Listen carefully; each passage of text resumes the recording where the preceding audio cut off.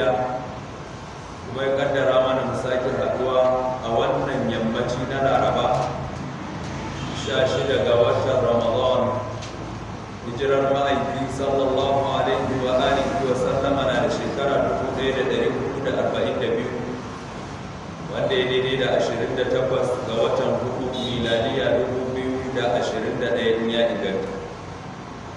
Allah ya kaddara mu sake haduwa a wannan masallaci mai tarin albarka, masallacin marigayi sarkin kofar Zazzau a sati da mai sa'a. Allah ya jikin shi da rahama, inda muke sauraron karatu alkur'ani mai girma tare da yin bayanin abin da Allah ya hore na wasu daga cikin ma'anonin ayoyin da muka saurara da wasu daga cikin abin da ayoyin suka kunsa na hukunce-hukunce kamar yadda malamai suka rubuta.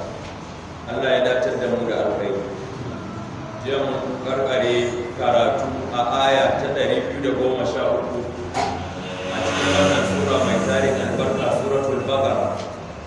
Yau kuma za mu fara karatu da dan Allah daga aya ta 214 a cikin suratul Baqara. Bismillah. أعوذ بالله من الشيطان الرجيم. بسم الله الرحمن الرحيم.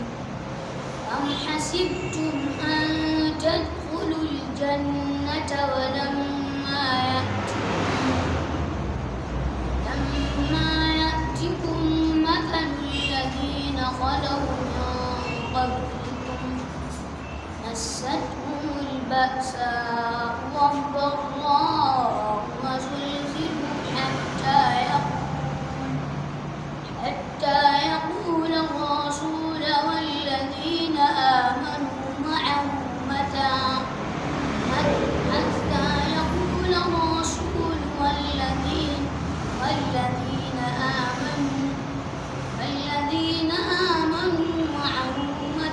نصر الله ألا إن نصر الله قريب. Nama daukakin sarki da faɗa ya ce an hasibtum an tadkhulul janna. A'a, ai ku tsammani kuke kawai a bar ku shiga gidan aljanna. Walamma ya'tikum mathalul ladina khalaw min qablikum. Tun misali da bayani da sifofi na waɗanda suka gabace ku ma bai zo muku ba. Masatuhumul ba'sa wad-dharra. Lallai sun haɗu da tsanani, sun haɗu da matsi, sun haɗu da ciwuka da cututtuka, sun haɗu da matsin rayuwa da talauci. Hatta ya kula wa tursiru, an kuma girgiza su, an jijjiga zukatansu. Hatta ya kula rasulu wallazina amanu ma'ahu mata nasrullah. Har aka kai matakin da manzo zai buɗe baki da shi da waɗanda suka yi imani a tare da shi su buɗe baki su ce wai yaushe ne taimakon Allah zai zo. Ala inna nasrallahi qarib. Lallai taimakon Allah madaukakin sarki to a kusa yake. Malaman tafsiri suke cewa wannan ayar tana da sababin nuzul, tana da dalilin saukarta, domin Qatada da al-Imam Suddi da mafiya yawan malaman tafsiri sun tafi ne akan cewa wannan ayar ta sauka ne a lokacin da aka yi yakin Khandaq, yakin nan na Ahzab da aka yi, wanda an yi wannan yaki ne a shekara ta 6 bayan hijirar manzon Allah, tsira da amincin Allah su tabbata a gare shi, daga Makka zuwa Madina. Bayan an gwamna yaƙi a Uhud, mushrikai sun tafi, suna nan da ciwo, abinda suke nema na nasara ba su same shi yadda suke so. Suka koma suka sake shiri da tattali da tanadi. Sai a shekara, ƙarshen shekara ta 5 bayan hijira, suka yi taron dangi, suka yi gangami, suka yi gayya, suka fito dalilin fitowarsu shi ne su je har garin Madina su afka wa garin su kashe annabi sallallahu alaihi wa alihi wa sallam. Duk wani musulmi da aka samu a kashe shi, a murkushe addinin musulunci ya zama sai dai a tarihi ba dai a aikace ba. Suka fito da wannan kudiri, sai da suka kamo hanya sun kusa garin Madina ko kuma kafin su matso inda garin Madina, sai labari ya iske annabi sallallahu alaihi wa alihi wa sallama ga halin da mushrikai suke ci. Daga nan wurin sai annabi tsira da amincin Allah su tabbata a gare shi ya tara sahabban sai ce ku bani shawara me ya kamata a yi. Wasu ka ce a bar su sai sun shigo, mu muka san sako da lungu da kwana-kwana na cikin garin Madina, murka jan su sako muna kashewa. Wasu ka ce a fita bayan garin Madina a tarbe su a kar a shigo cikin garin Madina. Kowa ya faɗi irin shawararsa. Sai Salmanul Farisi, Allah ya ƙara masa yarda, ya ce mu a Farisa mun kasance idan irin wannan yakin da babu alamar daidaito a tsakanin rundunonin biyu ya tinkaro mu, abin da muke yi to muna haƙa rami ne mu kewaye garinmu, ka yadda idan abokan gaba sun zo ba za su iya ƙetare wannan ramin da dawakinsu ba da ababen hawansu ba. In kuma suka ce za su sauka a abin hawan, kafin su sauka su shigo ta ramin su hayo su ƙetaro, mu kuma mun sa kibiya mun harbe su.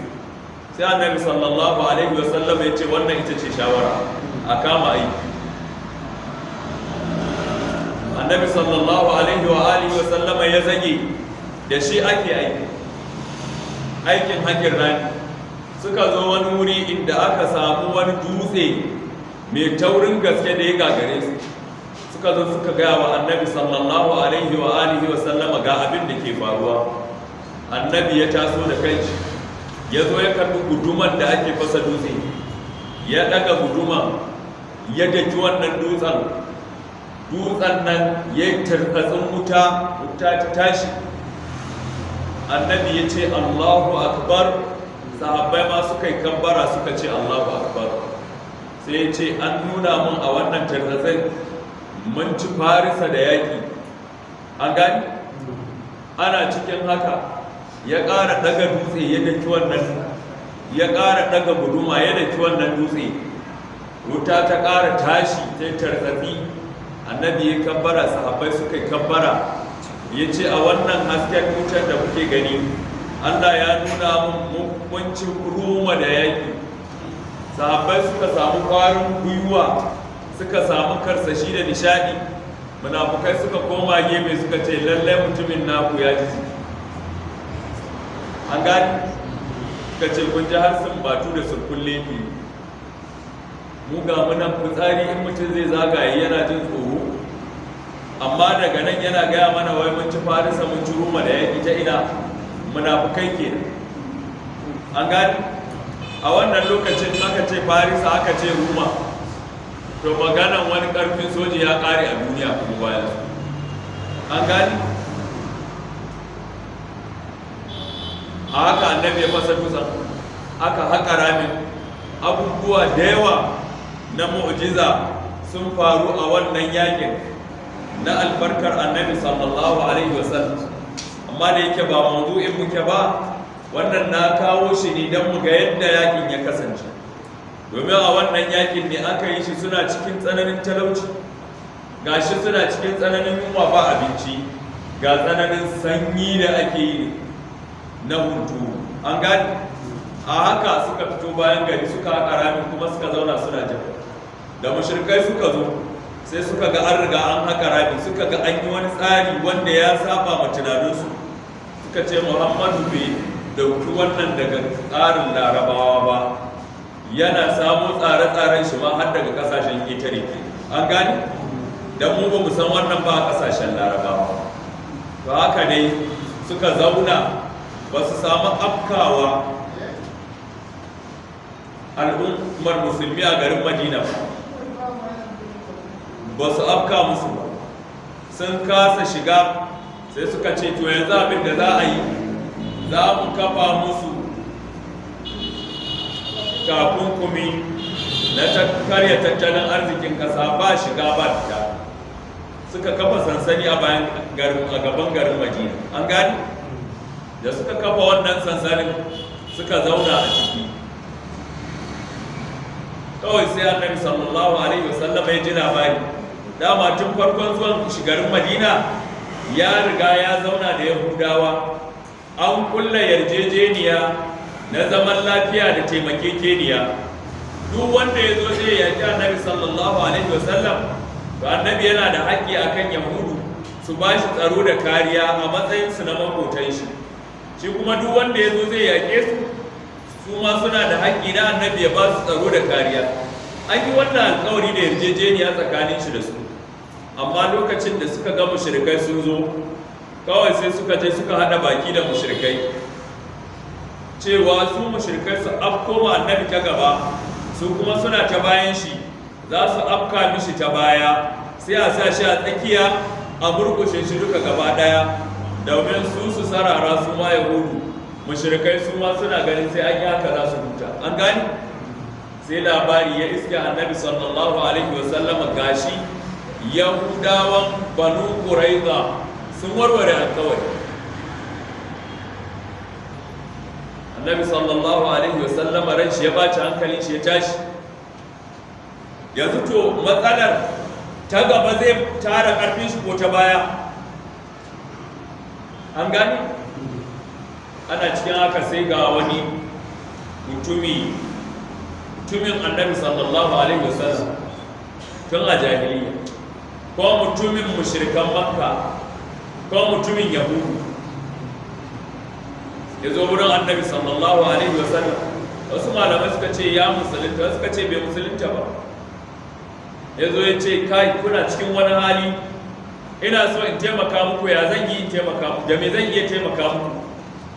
Sai Annabi sallallahu alaihi wasallam ya ce, ai yaƙi ɗan zamba ne, yadda za ka yi ka taimaka mana a matsayinka na mai wayo da dabara, ka je ka san yadda za ka kulla dabarar da za ka gwara kan waɗannan Yahudawan da waɗancan mushrikan, kar kansu ya haɗu. An gani? Wannan ba Allah ya ce, ya ma'aikin Allah na lamunce maka wannan, za ka ji bayani. Yana tashi kawai sai ya tafi wurin Yahudu, suna ganin shabawa ne, kwana biyu ya gajiya, ce an ce ana ta shirin fafatawa, ce kwarai da gaske kwace, kawai ya aka yi kuka yi wannan danyen aiki, ashe ba na ji kun taɓa yin sulhu da Muhammadu ba? Suka ce a yi sulhu da muka yi dama na dole ne, yanzu kuma ga dama ta samu da za mu haɗu da mu da 'yan uwa mutanen Makka a haɗa a murkushe shi. In kai ka samu wannan damar, ba za ka yi amfani da ita ba? Ya ce zan yi amfani da ita in hankali na ya bushe. Ce me kake nufi? Ya ce garin ku aka zo, ku ne makwautan Muhammadu, ya za ku wannan ɗanyen aiki? To yanzu kuna da tabbacin cewa yadda mutanen nan suka gudu a Badar, suka gudu a Uhudu, suka yadda makamai suka gudu, a wannan yakin ma ba za su gudu su bar ku da Muhammadu ba? In kuma suka gudu suka bar ku da shi, yaya kuke jin zai yi da ku? Kawai sai suka dafa kai suka ce ai san ba mi wannan tunanin ba.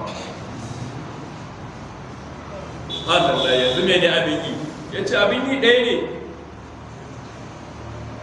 inda za a gwabza wannan yakin da gaske, su tsaya su jajirce ba su gudu ba, ai abin da muke so ne ni da ku da su mushrikan Makka gaba daya a murkushe shi kowa ya huta.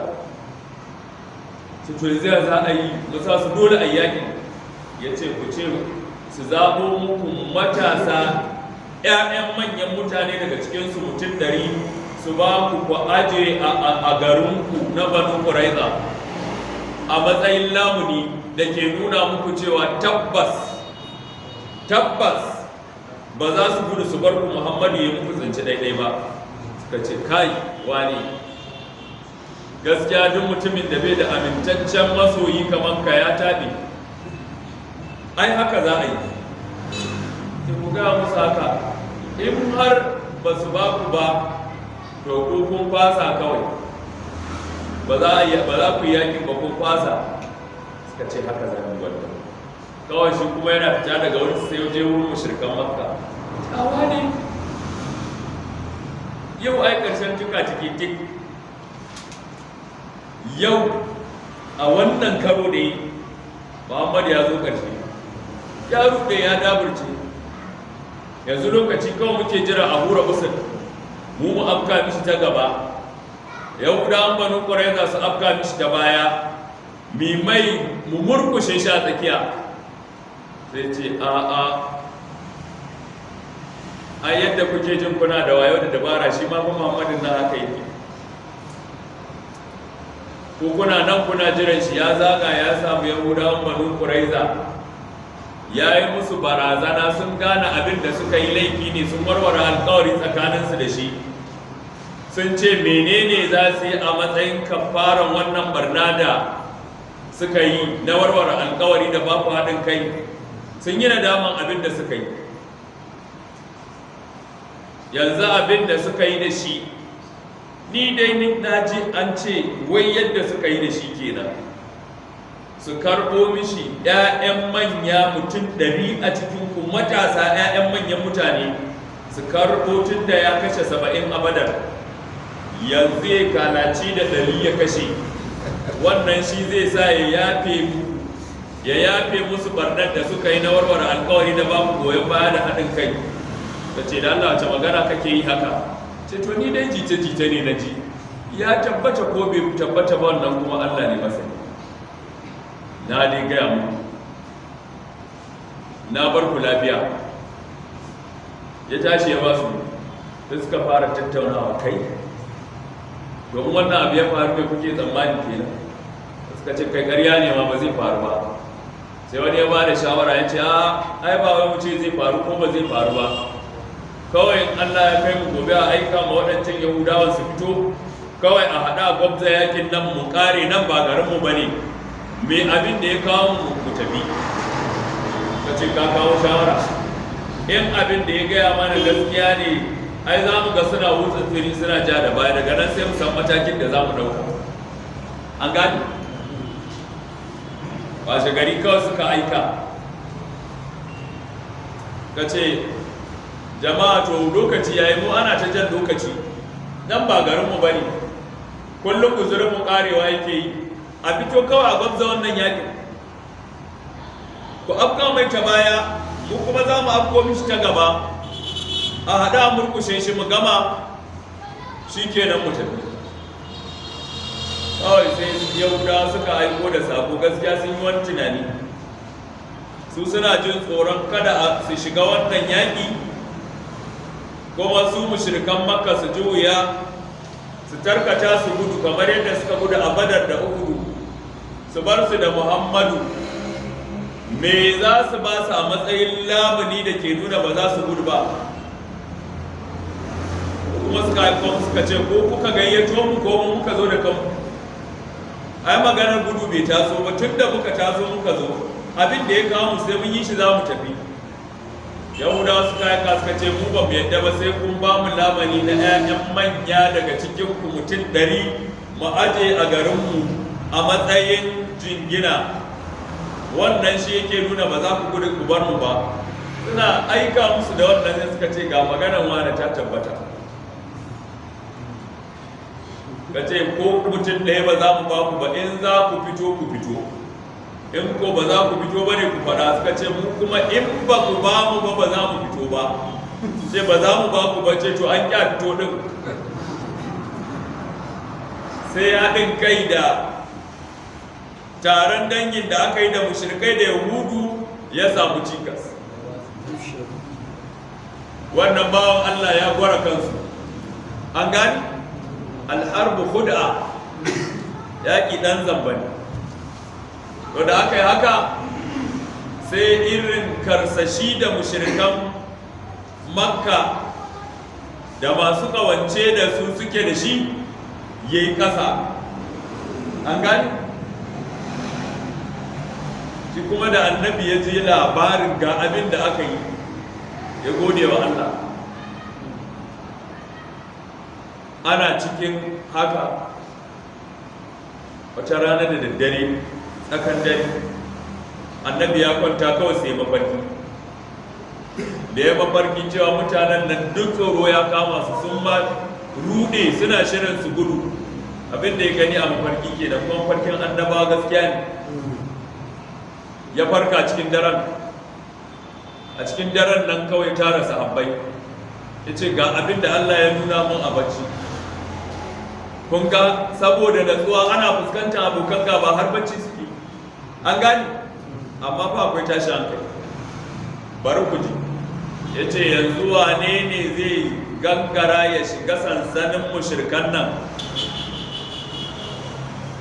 ya leko mun halin da suke ciki, ni kuma na lamunce mi shiga aljanna. Wa zai mun haka? Duk jarumtan sahabbai da ƙaunar shiga aljannan su ba mutum ɗaya da ya iya ɗaga baki, ya iya buɗe baki ya ce ni ne. Annabi ya maimaita suka shiru, ya sake maimaitawa ba wanda ya amsa. Wasu annabi ya daga kai ya fara kallon su ɗaya bayan da zai yi zaɓe, kuma in aka zaɓe ka yanzu kai umarni ne akan ka baka isa ka ce a'a ba. Mun gane jama'a? Suna satan kallon annabi, duk wanda ya ga annabi zai kalle shi sai dukar da kai. Wato ba shi bane kawai.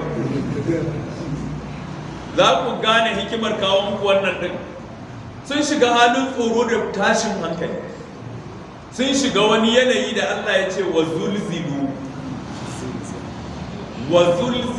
zilzalan shadida wa balagatil qulubul hanajira wa tadhunnuna billahi dhununa hunalika butuliyal mu'minuna wa zulzilu zilzalan shadida a cikin suratul ahzab. Kun gane jama'a? Kowa ya duk ya sun da kai, kawai annabi sallallahu alaihi wasallam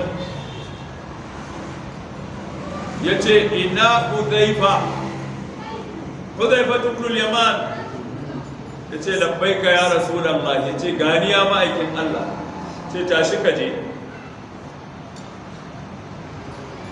Duk wata gaba a jikin Hudhaifa sai da ta kada,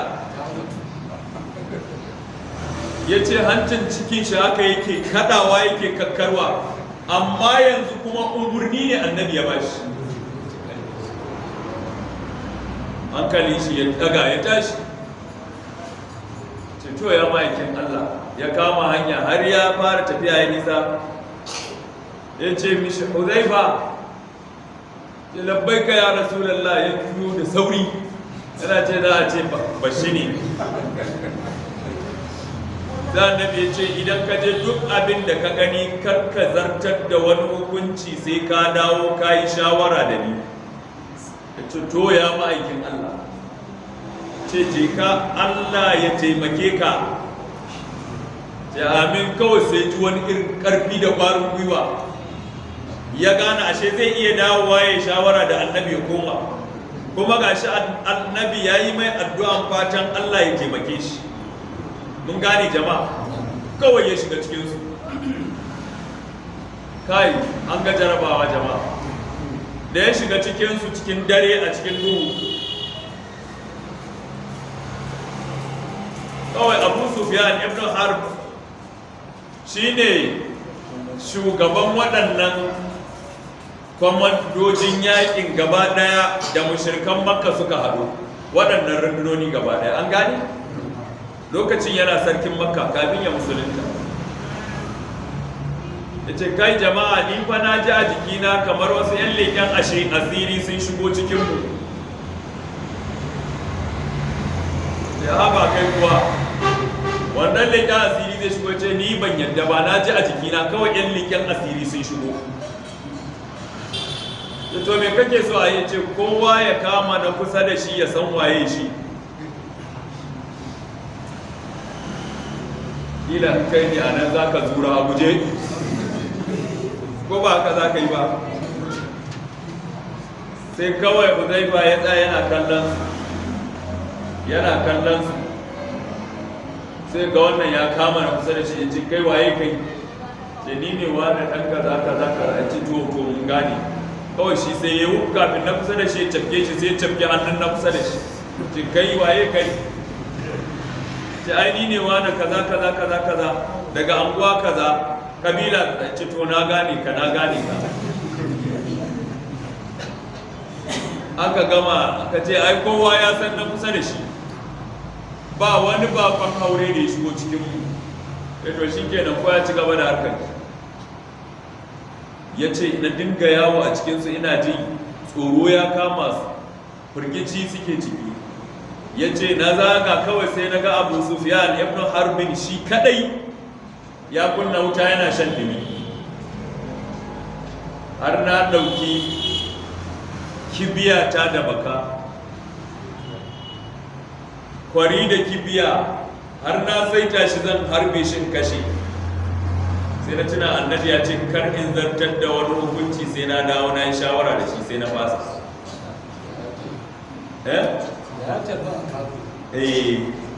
Allah ya kaddara mishi sai ya musulunta, kuma sai ya yi wa addinin Allah aiki. Allah ya nufi shi da rahama da samun gata. Ya gama ya koma ya gaya wa annabi sallallahu alaihi wasallama halin da suke ciki. Annabi ya sa mishi albarka, kuma aljanna ta tabbata ga Huzaifa. An gani? To wannan yakin da aka yi a takaice kenan, wannan na hikaito mana a takaice kwarai da gaske abin da ya faru a yakin Ahzab, Ghazwatul Khandaq. Shekun malamin tafsiri al'allamatul Qurtubi ya ce wannan ayar ta sauka ne hina asabar musulmi na ma asabahum min aljahdi wa shidda, lokacin da irin abin da ya faru ya sami musulmi ya same su na tsanani da kunci da wahala, wal harri wal bardi,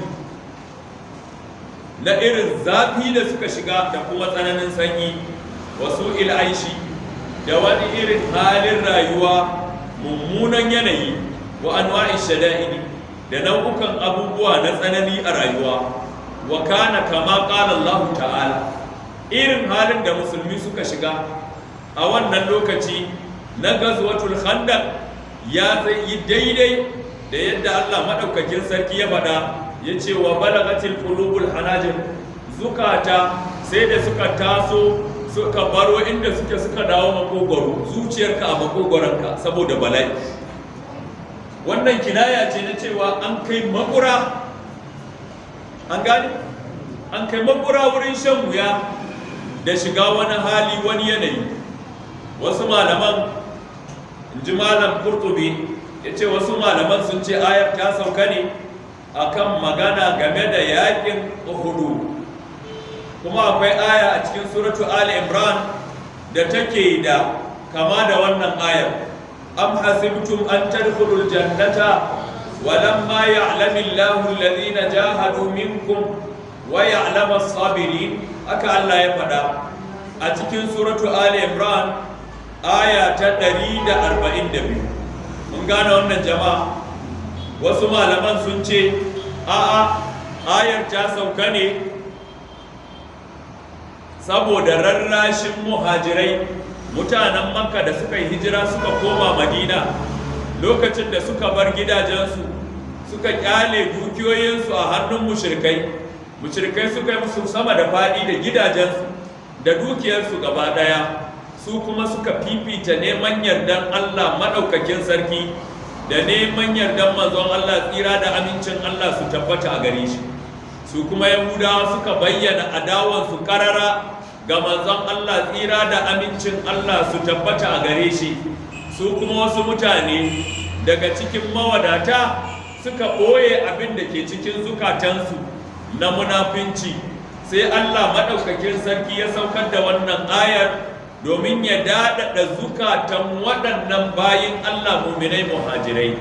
An gane? Babban malamin tafsiri Muhammadu Tahir ibn Ashur, Allah ya ji kanshi da rahama, shi kuma a cikin tafsirinsa At-Tahrir wa Tanwir yake cewa wannan ayar munasabarta da ayoyin da suka gabace ta, alaƙar da ke tsakani. Idan kuka kalli ayoyin da suka gabaci wannan ayar, wace aya ce muka fito sai wannan aya ce da Allah maɗaukakin sarki ya yi bayani game da yadda waɗanda aka ba su littafi kafin annabi sallallahu alaihi wa alihi sallama suka tsinci kansu suka kasance a kai, ko ba haka ba? Mun gane jama'a, duniya gaba ɗayanta da musulma ce, sai aka fannare, aka kauce, aka bauɗe, aka saki tafarkin Allah, sai Allah ya aiko annabawa da manzanni, sai ba su littattafai domin littafin ya zama shine fitila ɗan jagora da ke nuna wa mutane hanyar tafarkin Allah. Sai da littafin ya zo, manzannin suka waɗannan bayan sun gane littafin, sun karanta, sun gane gaskiyar da'awar annabawa da manzannin, kawai sai suka yi sabani. Sai Allah maɗaukakin sarki ya bar su suna ta fagauniya. Mun ji yadda Yahudu da Nasara suka yi ta sabani, su kuma al'ummar musulmi muminai na gari suka dace da irin abin da Allah yake so a komai da Yahudu da Nasara suka kuskure masa. Mun ji wannan a jiya ko ba mu ji ba, a shekarar jiya ko ba mu ji ba?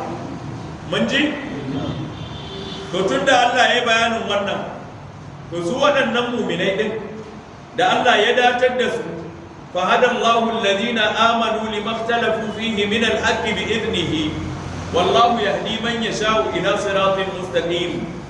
Su waɗannan da Allah ya datar da su, ya dora su akan turba da tabarki na shari'a zuwa ga abin da Allah madaukakin sarki yake so ya yarda da shi, kar su ɗauka kuma shi kenan. Tunda Allah ya datar da su, sun samu abin da suke nema na shiriya, ya dora su akan tafarki miƙaƙe, ya dora su akan hanya yalwatacciya mai faɗi da za ta kai su har zuwa gidan aljanna. To kar su ɗauka cewa shi kenan haka za su rayu ba wata ƙalubale. An gane? Kar su ɗauka cewa haka za su rayu ba wata barazana. Kar su ɗauka cewa haka za su rayu duk abin da suke nema sai sun samu a duniyance. A'a, sai Allah ya ce am hasibtum, am wannan munqati'a ce in ji malaman tafsiri, kenan ta aje aikinta ta koma lil idrabi, wato maganar da ake yi a baya akan irin yadda Allah ya shiryar da muminai, kuma Allah shi yake shiryar da wanda ya ga dama zuwa ga tafarki wanda yake miƙaƙe.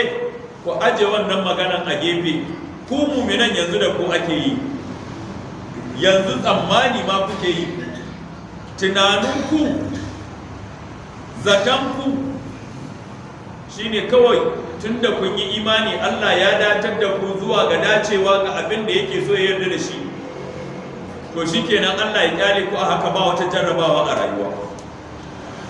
An gani?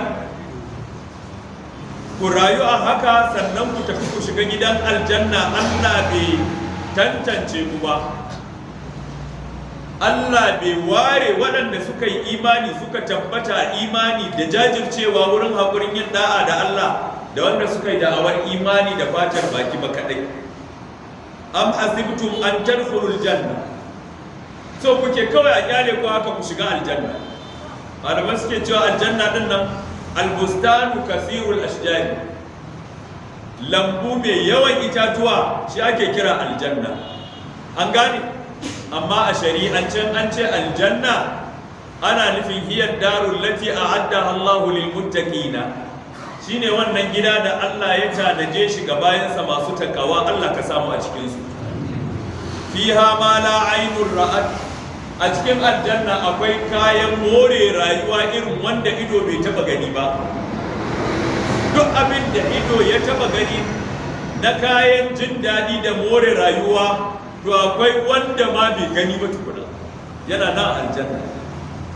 Wala udhunun sami'at, akwai abin da duk jin daɗin kunni na a gaya mishi abin da yake so ya ji, akwai abin da kunni bai taba ji ba na morewa da sukuni da jin daɗi da ni'ima a gidan aljanna da Allah ya tanajinsa ga bayansa masu takawa. Allah ya samu a cikinsu.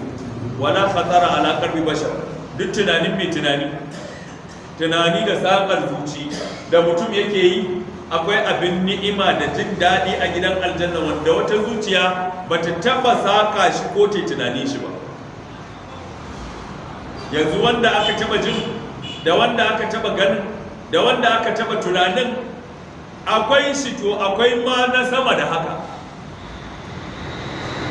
Kila mun gane jama'a, aljannan kenan a shar'ance.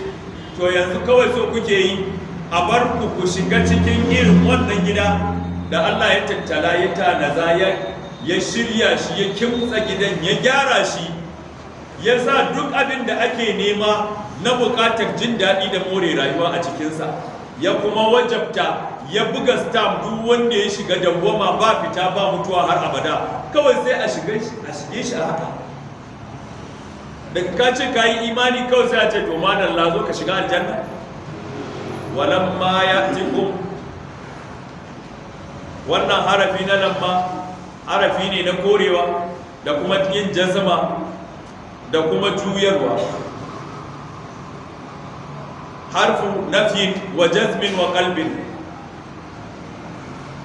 yana juya fi'ili mudari'i ya zama a fi'ili madi ya koma mudari.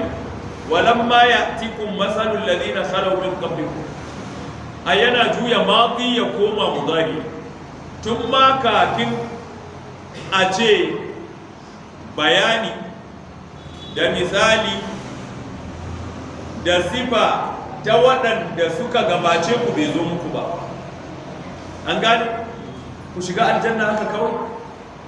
A ku tsaya da ku ji waɗanda suka gabace ku yaya suka rayu, ta yaya suka samu wannan tikiti na shiga aljanna.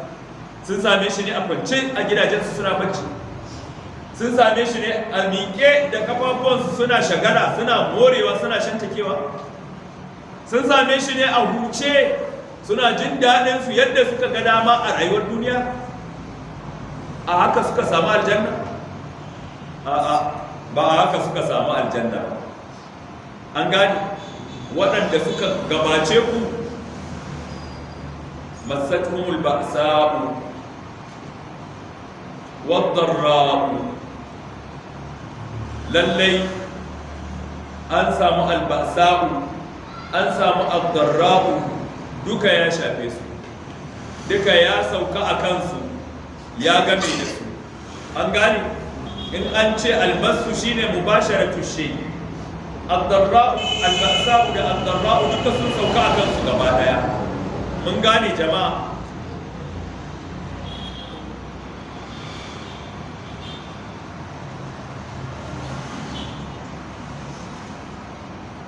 To menene ake nufi da al-ba'sa'u? Shine shiddatul faqri, tsananin talauci. An gane? Ma'khuzatun min al-bukhsi, an ciro kalmar ne daga al-bukhs, wa huwa al-faqru shadidu, shine talauci mai tsanani. Wad-dharra'u, shi kuma anan da aka ce waɗanda suka gabace mu, ad-dharra'u ya same su. Menene ad-dharra'u din? Malamai suka ce inna al-maradu wal masa'ibul badaniyya, ciwo da kuma musibu da ke sauka a jikin mutum, duka wannan ya same su. Ga tsananin talauci, ga tsananin rashin lafiya, ga tsananin cuta da cutuwa a jiki. Wa zulzilu, an cin da ka ji zalzala kai kasa akwai tashin hankali. An gani? Ba wai kasa aka girgiza ba, yanzu zuciyar aka girgiza. Da me aka girgiza zuciyar? Bil makhawifi wal qalaqi wal fitanil azimati wash shubuhati wash shahawati. Kun gane jama'a? Aka girgiza zukatan waɗannan bayan tsananin talauci, bayan tsananin ciwo da cuta da rashin lafiya. To a hakan kuma aka saukar musu da tsoro mai tsanani a zukatansu, aka saukar musu da fargaba mai yawa a cikin zuciyar, kalak kenan. Aka saukar musu da fitintunu manya-manya da suka kai karo da su, shubuha ta saukace ta bazuwa tana yawo tana ɗiban duk wanda ta haɗu da shi, sannan kuma aka bijiro musu da kayan sha'awa na lalacewa da sakin layi, duka wannan a matsayin jarabawa. An fahimci musu haka suka samu suka yi scaling. To yanzu kai kawai sai a kyale ka haka? An gane jama'a? Hatta halin da suka shiga ciki har ta kai ma ya kular rasulu, manzon shi da kanshi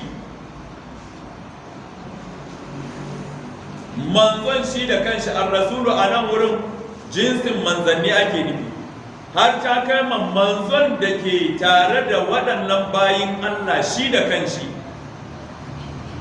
yana faɗa, wallazina amanu ma'ahu, waɗanda suka yi imani a tare da shi su ma suna faɗa, suna cewa mata nasrullahi, wai yaushe ne taimakon Allah zai zo. Yanzu don haƙurin manzo ya fara tunani yaushe taimakon Allah zai zo. Kun ga irin abin da ya faru a Khandaku kenan ko? An gani? Har Allah ya gaya mana a cikin ayoyin suratul ahzabi suka rika ma Allah wasu 'yan zace-zace. Wa tazunnuna billahi dhununa hunalika ibtuliyal mu'minuna wa zulzilu zilzalan shadida. An gane jama'a? Allah madaukakin sarki ce ala inna nasrallahi qarib. Wannan ala inna nasrallahi qarib din alam yake cewa zai dauki ma'anar amsa ne aka ba wannan manzon da ya fara tambaya na neman ƙarin haske da ƙarin sani cewa yaushe taimakon Allah zai zo. An gane? Da ya ce mata nasrullahi, sai Allah ya ce ala inna nasrullahi qarib, saurara kai manzo da ma wanda suka yi imani tare da kai, taimakon Allah na nan a kusa da ku. Wa yahtamilu an yakuna jumlatan istinafiyya, wannan kuma yana iya yiwuwa ya zama jumla ce sabuwa aka buɗe ta. Allah yana faɗa ba don ya bada amsa a wancan ba, domin ya bada ƙa'ida ga mammiya. Duk lokacin da tsanani ya kai fik, to taimakon Allah na kusa. A bisa ƙa'idar Allah maɗaukakin sarki, fa inna ma'al usri yusra, inna ma'al usri yusra. Malamai suke cewa duk lokacin da tsanani ɗaya ya zo, to akwai sauƙi biyu tare da za su biyo bayan shi. An gani? Domin ita marifa idan ta karrarar ta wahada, wannan kiratu idan ta karrarar ta addadat, ka'ida ce usuliya. Al'usru ɗin kuma a wuri biyu duka Allah ya kawo su da marifa, al-yusru ɗin kuma a wuri biyu duka Allah ya kawo su da nakira, tankiri. Wannan ke nuna kenan shi wannan fa inna ma'al usri, wannan tsananin na farko shi ne kuma a inna ma'al usri shi ne, an gane? Amma yusran ta farko to ta sha bamban da kuma yusran ta biyu. Yusru ɗin guda biyu ne akan usru ɗaya, wa zai danna wani? Ai ko yusru ɗaya ne Allah ya saukar ma usru sai ta danne ta, bare kuma yusru biyu. Ala inna nasrallahi qarib. Idan dai abubuwa suka rincabe, gari yayi zafi, aka rasa gane bakin zaren al'amura, to mu sani cewa taimakon Allah yana nan a kusa da mu. Hanyar kawai za mu yi, kuma hanyar samun taimakon Allah shine kowa ga Allah. Mu gyara ayyukanmu da halayenmu da ɗabi'unmu, mu gyara zukatanmu, mu gyara alaƙarmu da Allah maɗaukakin sarki mahalicinmu. An gane jama'a? Idan muka yi wannan sai Allah maɗaukakin sarki ya sanya mana albarka, ya gyara mana dukkan halin da muke ciki. So da yawa abubuwa sukan kulle maka, sai ranar da kake ganin a ranar kawai za ka mutu. wato duk hanyar da kake tunanin za ka bi ka samu fita ka bi baka samu ba, ka bi hanyar sai ka kusa ga kaiwa ƙarshe ka ganta a kulle. Ranar ƙarshe ka gama shirinka kawai ka riga ka gama, sai kuma Allah ya buɗe duka waɗannan ƙofofin gaba ɗaya. Wa ya taɓa haɗuwa da irin wannan? Wa ya taɓa haɗuwa da irin wannan? Wata irin jarabawa ta sauka kai tsammanin shi kenan abin da kake tunani ka tasa a gaba shi kenan ya watse, amma ka mai da al'amari wurin Allah kai ta addu'a sai Allah ya buɗa maka hanya ka samu mafita. Da Allah an samu, kun taba saduwa da irin wannan? Shi ne maganar ai. Ina ce ba faɗi ba ne in ce ni haka ya faru da ni ba ɗaya ba ba biyu ba. Bari in ba mu labarin ɗaya. Ina karatu a Sudan. Na kukuta a shekarar 2004 da aka yi mana hutu, ƙawazucin gida ya kama ni, na bar Najeriya kotun 2001. Kaga na shekara nawa a can? Shekara 3.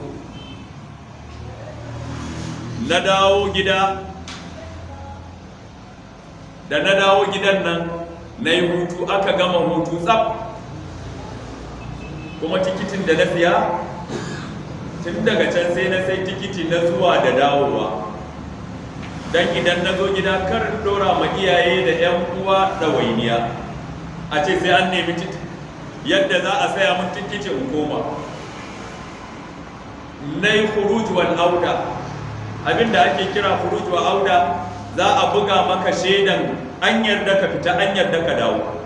Kaga daga nan ba sai ka nemi visa ba, abinda za ka yi kawai in lokacin tafiyar ka yayi ka je ka tabbatar da bukin ɗinka, ranar tafiya ka ɗauki jakanka ka je airport ka shiga jirgi a kai ka garin ka kai. Mun gane? Aka yi wannan. Na zo na yi hutu, na ji daɗi, na samu kwanciyar hankali, na ga iyaye, na ga dangi, na ga 'yan uwa, na ga abokan arziki, na ga malamai. Na yi wata 2 aka ta kira na daga can, an fa koma za a kulle registration. Ni kuma yana gana yana da kurdo a auda na ba matsala. A ƙarshe dai kawai na je na yi booking. A lokacin nan Sudan Airways suna da wahalar tashin jirgi. Ranar da na je za mu tafi, an ce mu zo karfe 6 na safe. Mun zo 6 na safe, aka ce mana jirgi ba zai tashi ba sai karfe 6 na yamma. Gashi na bar Zaria na je Kano. In ka ne za ka dawo Zaria ne ko me za ka yi? Abinda na yi ke.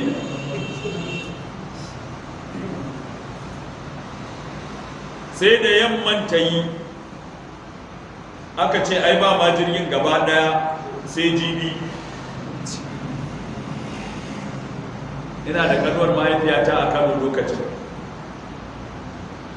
Kawai na je gidanta na gaya mata ga abin da ya faru. Bayan da na biyo ta gidan nata har mun yi sallama ban kwana, sai ga na dawo. Ta ce ba komai da yau da jibi duk ɗaya ne. Na damu kwarai. To jibin nan aka kira aka ce tabbas akwai jirgi, kuma mu zo karfe 6 na safe. Muka je karfe 6 na safe, aka ce sai 6 na yamma. Na ce ni kuma ba zan koma cikin garin Kano ba, ina nan a airport. Na je masallaci na ita kayana a damina, na yi zirga-zirga, na gaji, na sha wuya. Kawai ina gaya muku, na kwanta a masallaci bayan azahar. Na hada azahar da la'asar, na kwanta a masallaci, na farka wurin karfe 5. Passport dina da tikiti na da guziri na kuɗi da komai yana cikin aljuhun rigan sanyin rigar ruwa da na sa. Wallahi na tashi ba shi ba sammata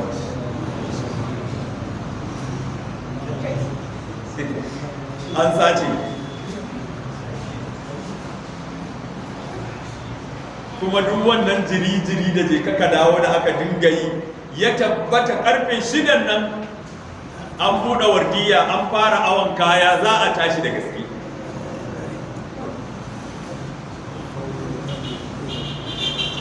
Na je na report ga abin da ya faru gashi suka ce ba da sunana na ba da sunana da suka ce za a dakile wannan tiket din an gano namban tiket din za a dakile shi babu wanda zai hau, kuma duk wanda ya zo da wannan tiket din mai wannan namban za a kama shi. a ce musu na gudu su kuma su can an riga an san an buɗe wardiya, jirgi zai taso, mutane na ana can ana jira, an gama shiri tsaf, liman zai dawo akan shirya za a zo a tarbe na airport. Sai da jirgi ya sauka suka kira lamba na Sudan suka ji shiru, sai suka kira lamba na Najeriya, sai na dauka.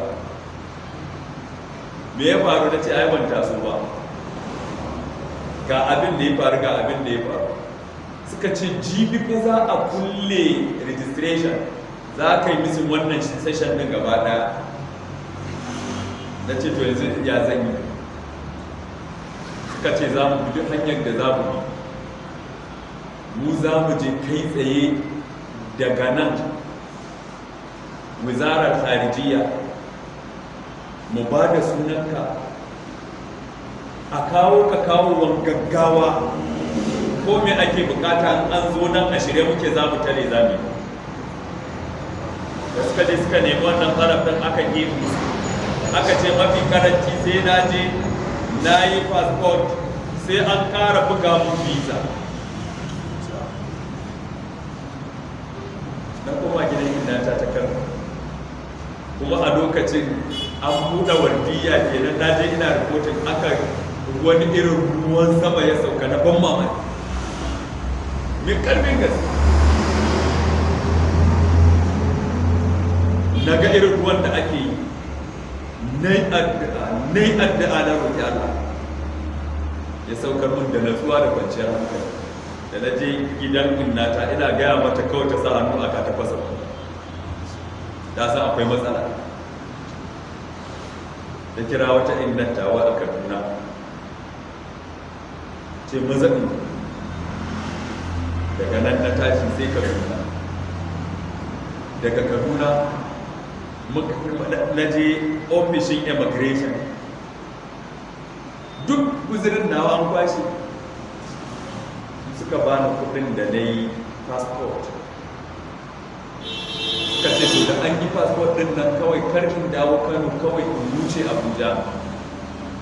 An riga an yi signal tun daga Khartoum, an yi signal da suna na cewa a buga mun biza, da kama hanya na tafi Abuja. Na je aka bugu bizan, na dawo Kaduna, na sauka a gidan innantawa.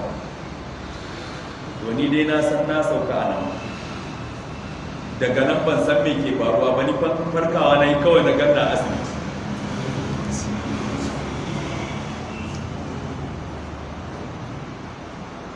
Farkawa na yi na ganda asibiti, kuma a wannan lokacin in ka rasa wannan semester sai ka maimaita shekara, in ma ba a ce an dakile karatun ka an kore ka. Na gaya wa Allah gashi ana wuyan samun jirgi, amma wallahi a wannan din da na yi bizan ranar farko lokacin da aka sa a lokacin na tashi,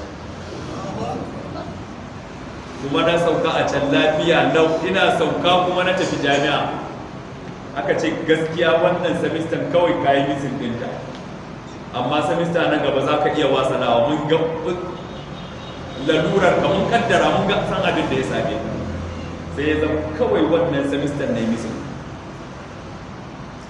Saboda haka malam in ta kulle ka rasa yadda za ka yi, to akwai kofar da koyaushe abu da ita ce wacce kofar Allah. wala rubba nazilatin yadhiqu laha al-fata zar'an wa inda Allah min al-makhraj ضاقت فلما استحكمت حلقاتها فرجت وكنت أظنها لا تفرج ألا إن نصر الله قريب lallai taimakon Allah a kusa take da bayi. Allah ka kawo mana agaji da taimakon. ina ga sai mu kwana a nan insha Allah, idan Allah madaukakin sarki ya bar mana aran rayuwa da rai da lafiya zuwa gobe, to insha Allah sai mu dora daga kan fa'idoji da Malam Usaimin ya fitar a ƙarƙashin tafsirin wannan ayar.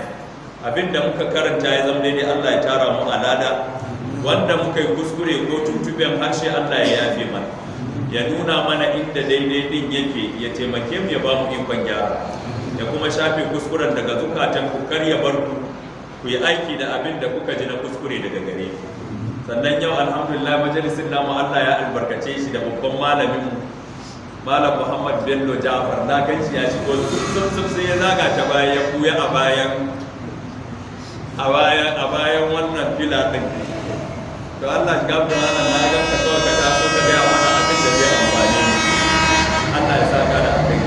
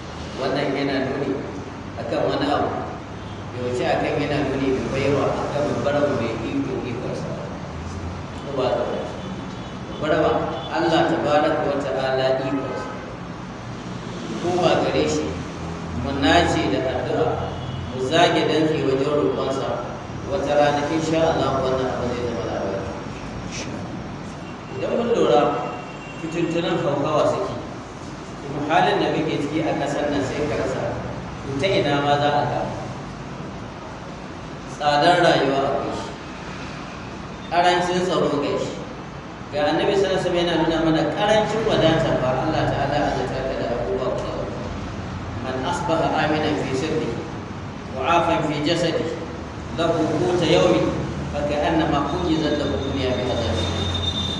Annabi sallallahu alaihi wasallam yace wanda ya waye gari amintacce a karan kansa a inda yake yana cikin aminci, a gangan jikinsa da iyalinsa yana cikin lafiya, sannan lahu quta yawmi idan dai abin da zai ci a yau ya fi karfinsa. Annabi yace wannan mutumin gaba an tattaro masa duniya ne gaba ɗaya.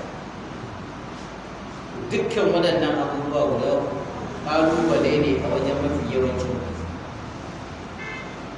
aminci dai